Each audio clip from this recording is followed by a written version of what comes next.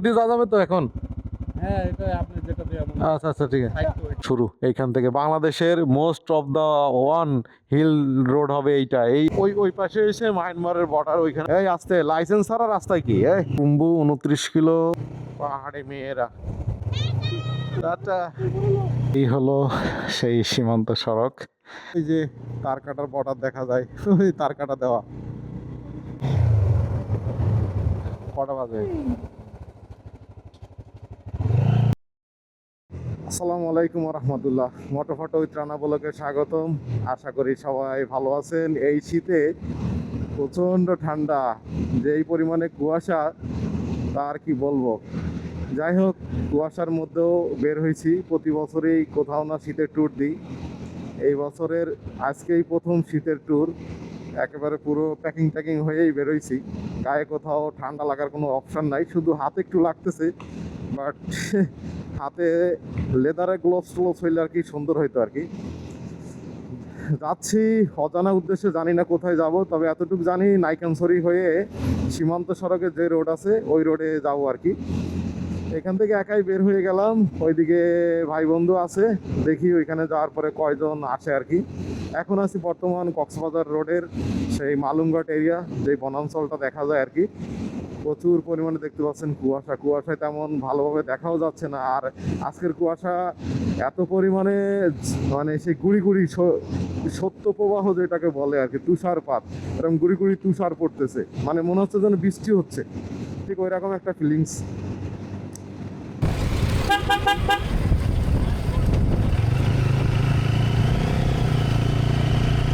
এই সেই নাইকানসরি 12 কিলোমিটার। আর চাকঢালা না কি জানি একটা আছে, দেখি নাই। এই সেই যাচ্ছি, নাইকানসরি রোডে ঢুকলাম। লাইফে অ্যাট ফার্স্ট এই রোড দিয়ে আজকেই প্রথম যাচ্ছি। সামনে কি অবস্থা কি জানি না। এদিকে কিন্তু সুন্দর এই যে রাবার বাগানগুলো আছে, এই যে দেখতে পাচ্ছেন রাবার বাগানগুলো। না না চলে যাও। ময়লার স্তূপ।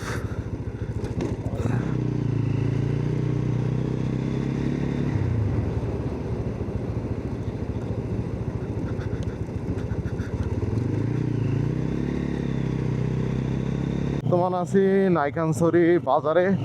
এই পেছনে হচ্ছে নাইকানসরি থানা, আর সামনে এই যে এটাই হচ্ছে নাইকানসরির বাজার, আর পেছনে বাস টার্মিনাল রেখে আসছি। সামনে একটা কলেজ মোড় আছে, কলেজ মোড় থেকে আমরা উখিয়া রোডে ঢুকে যাব, যেহেতু মায়ানমারের দিকে যাব। উখিয়া হয়ে দেন আমরা ওই রোডগুলোতে যাব। আসলে রোড ঘাটটা এদিকে চিনা নাই, যার কারণে একটু অসুবিধা হয়ে যাচ্ছে, লোকজনদের জিজ্ঞেস করা লাগতেছে।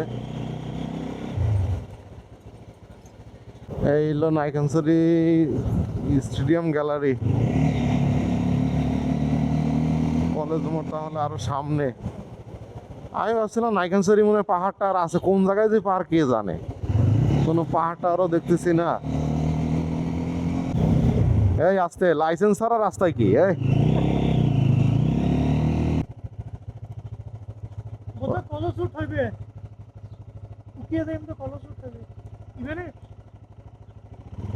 এটা দিয়ে সোজা গেলে নাকি? এইটা দিয়ে আমরা উখিয়া বেরোয় যাব, কলেজ মোড় বলে আর কি। এইটা মনে হয় কলেজ, এই যে পুরাতন বিল্ডিং দেখা যাচ্ছে, এই হলো কলেজ। তো মসজিদ মনে আছে, পুরনো মসজিদ, অনেক আগের। নাইকানসরি আসার পরে ভাবতেছিলাম পাহাড়টা আর পাচ্ছি না, পাহাড় কই। যখনই কলেজ রোডের মোড় দিয়ে ঢুকে গেলাম উখিয়ার রোডে, তখনই বিজিবি একটা চেকপোস্ট ছিল। ওই চেকপোস্টে তেমন কিছু বললো না। উঠেই দেখি যে বৌদ্ধ মন্দির, বিশাল আকারে বড় একটা বৌদ্ধ গোল্ডেন কালারের বিশাল বড় স্তম্ভ বানায় রাখছে। একটু সামনে এসে দেখি যে আর পাহাড় আর পাহাড়। এই যে এখন মাটি টাটি ভেঙে গেছে, এগুলো এখন পাহাড়ের ওপর দিয়ে গাড়ি চালাচ্ছি। অজানা রোডে আসলে ভালোই লাগে, কখন কি হয় না হয় বলা তো যায় না। দেখতে হয়তো সুন্দর সুন্দর কিছু দেখা যাইতে পারে, মজা আর কি, অন্যরকম একটা অনুভূতি ফিল হয়। যে এই যে রোড দেখা যাচ্ছে না, যে সোজা না বামে ওই যে পাহাড়ের গায়ে ছোট্ট একটা বাড়ি। এখানে বাঙালি এবং পাহাড়ি মিক্স বসবাস, বুঝছেন? হ্যাঁ, এইসব পাহাড়ে দিদি বলা শুনলি ও,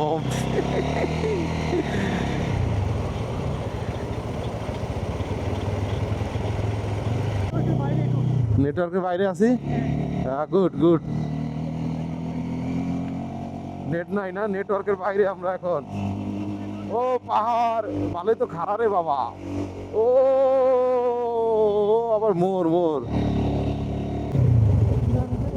সামনে নিচে রাস্তা, এখানে দাঁড়াইতে পারেন। দাঁড়াবেন?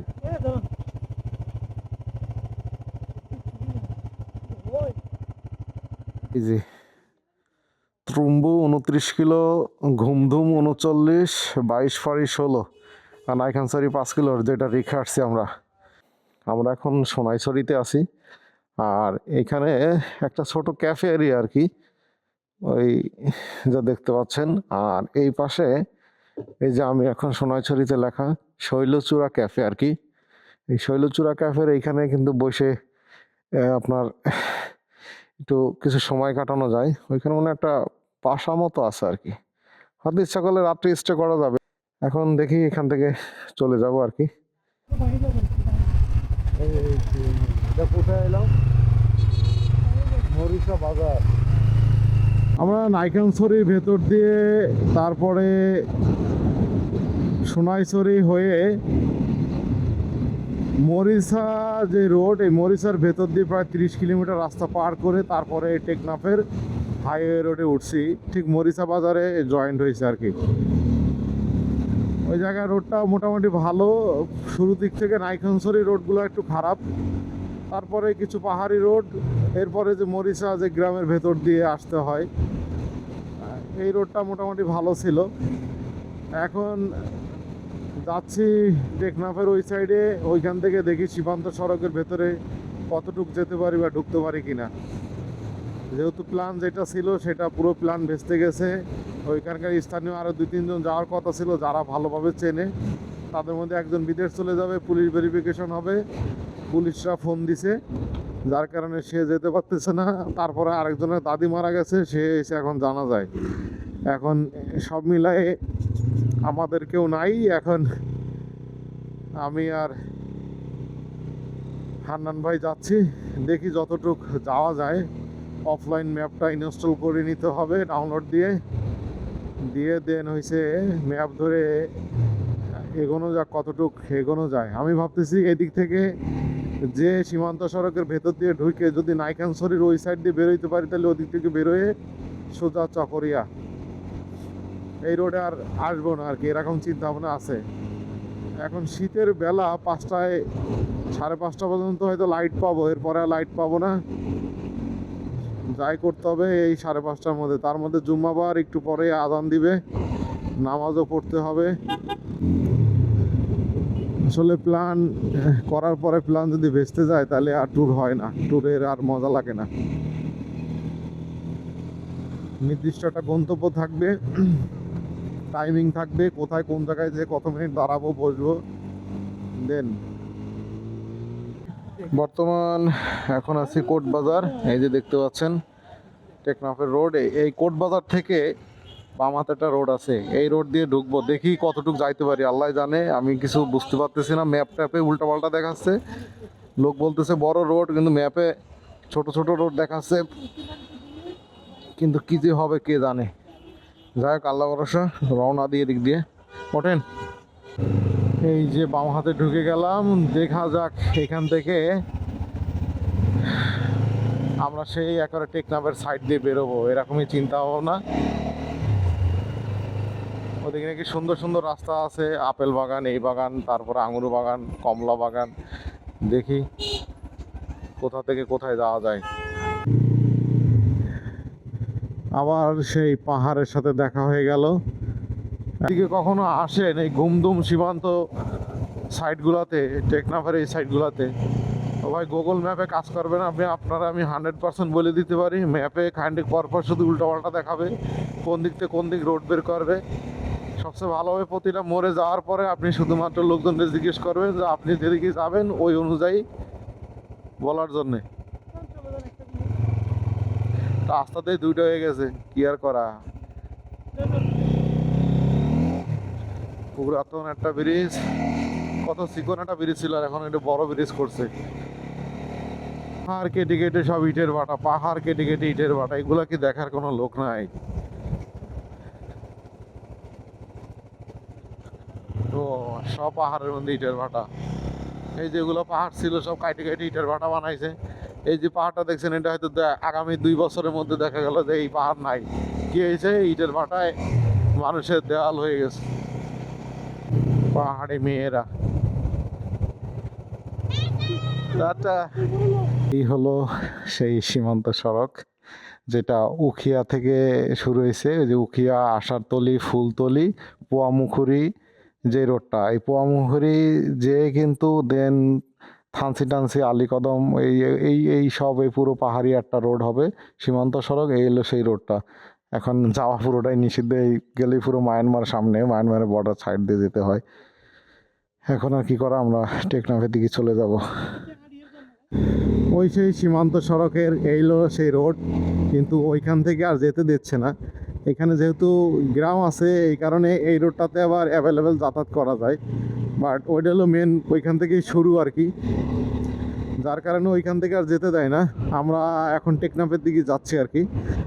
ওইদিকে যেতে পারলে অবশ্য পোয়ামুহুরি যাওয়া যেত, অথবা আলীকদম, থানসি টানসির দিকে যাওয়া যেত আর কি। গেলে রোড হয়ে গেছে, কিন্তু এখনো পর্যন্ত যেতে দিচ্ছে না, এই আর কি। ওই যে তার কাটার বর্ডার দেখা যায়, ওই তার কাটা দেওয়া।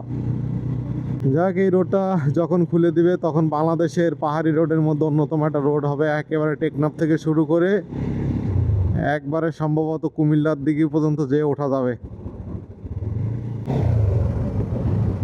কটা বাজে? হাঁস, ঘড়ি দেখতে যায় তো হাঁস মারিয়ে দিছিলাম আরেকটু হইলেই। 12টা 41 বাজে। আমাদের এই যে বিজেপিদের আর্টিলারি, ওইটা হয়েছে ওরা আলাদা জায়গা করে রাখে। এই জায়গাটা তো সুন্দর আছে, বিল বিল মতো আর কি। জায়গাটা দেখতে সুন্দরবনের বিলের মতো। এই প্যারাবনগুলো দেখতে পাচ্ছেন, এই প্যারাবনগুলো হচ্ছে সেই মায়ানমারের যে প্যারাবনগুলো, যে বর্ডার রোড শুরু।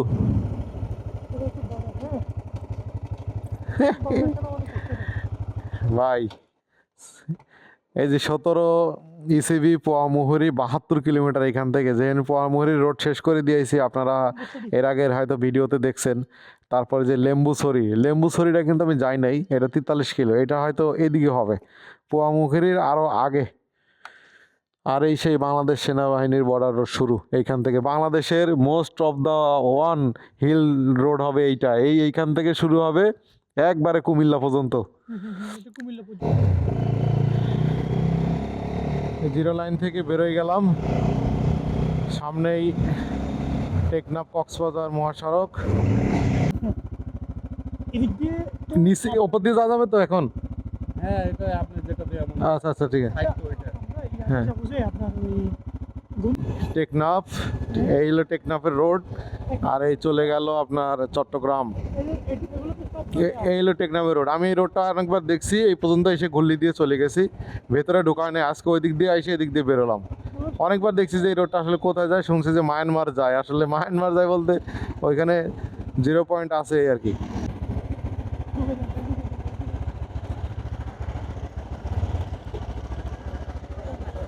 জামাত কয়টা এটা শোনার দরকার, 15 নাকি 1:30টায়? রোহিঙ্গা বাজার ভাই, ওরে বাজার রে, বাদাম, কত খাবার দাবার। এরা তো টাকা পয়সা কই পায় এই যে কেনার জন্যে? প্রচুর তো ব্যবসা হচ্ছে যে কেনাকাটা করতে। এত কিভাবে ইনকাম, কি ওদের সোর্স কি আমি জানি না। যদি কেউ জেনে থাকেন কমেন্টে জানাবেন। বাজার সবচেয়ে বড় রোহিঙ্গা বাজার এই যে এইটাই, উখিয়ার বাজারটা আর কি। এই যে কুতুব পালং বাজার উখিয়া। খাওয়া দাওয়া করবেন কোথায়? গরুর মাংস টাংস সব আছে দেই। চকরিয়া তো এই সময় গরুর মাংস পাওয়া যায় না, এখানে দেখে আছে, বিশাল ব্যাপার। এই যে গরুর মাংস ঝুলাই ঝুলাই রাখছে। বাংলাদেশের সাথে ইন্ডিয়ার যদি যুদ্ধ বাঁধে কখনো, তাহলে এগে রোহিঙ্গাকে দিতে হবে বন্দুক দিয়ে ফার্স্ট কাতারে। বুঝছেন, যেহেতু এরা মারামারি করার অভিজ্ঞতা আছে, এদেরকে ফার্স্ট কাতারে দিতে হবে।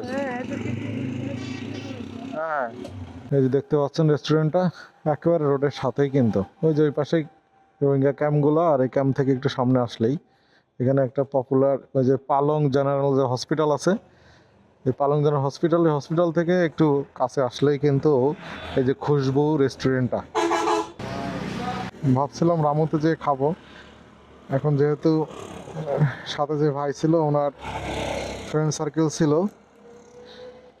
ওনারা খুব জোর করতেছিল খাওয়ার জন্যে। পরে এই যে খুশবু উকিয়া রোডের সাইডে এখানে খাওয়া দাওয়া করলাম, খাবারের মান যথেষ্ট ভালো ছিল। আর সেই রোডে যাওয়া হইলো না, কি আর করা, যাই হোক মোটামুটি একটু দেখে আসছি, রাস্তাগুলো চিনে আসছি। এরপরে যখন খুলে দিবে তখন একেবারে সোজা চলে যাব। আজকের মতো আপনাদের কাছ থেকে বিদায় নিয়ে নিচ্ছি, দেখা হবে নেক্সট কোনো ব্লগে, অন্য কোথাও নতুন নতুন ইনফরমেশনের খোঁজে। আপনাদের যদি কোনো ইনফরমেশন লাগে অবশ্যই আমাকে নক করবেন, কোনো টেনশন নাই, যখন ইচ্ছা যখন দরকার আপনারা আমাকে পেয়ে যাবেন। আজকের মতো আপনাদের কাছ থেকে বিদায় নিয়ে নিচ্ছি, আল্লাহ হাফেজ।